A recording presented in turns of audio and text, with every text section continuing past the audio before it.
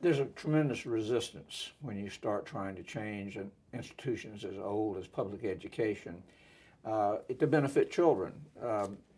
You're working today on something that's become very controversial, but there's a lot of support for it, the expansion of the corporate scholarship program. First of all, explain what that is and how you're trying to expand it to do what with it.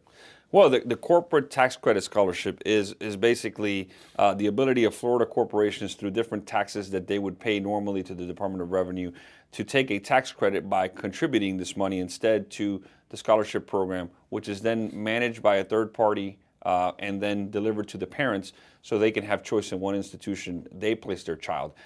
The biggest reason I'm a proponent of it is because I think that every child, every parent should have the choice of where they send their kid to school, regardless of their zip code, regardless of what their income is. If, for example, if you have a parent that has resources, that is wealthy, oftentimes they have the ability to make the choice to choose a certain private school, a certain setting. And well, all children learn differently. And so we should provide the option for these parents to make those decisions. It's not to replace our public schools. It is to provide more options for parents when they have a child which they know what's best for to make that decision.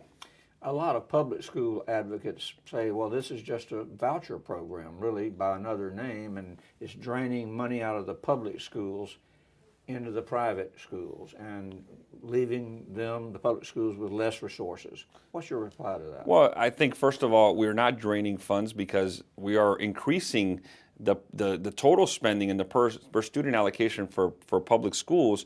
At the same time, a separate pot of money is being, or credits are being provided for these students to be able to attend school. At the end of the day, my opinion is that these are all public school students, and there are taxpayers and our residents, and so it's our duty to serve them, giving them the option to choose which place is better. Again, we go back to the debate of what does public education mean.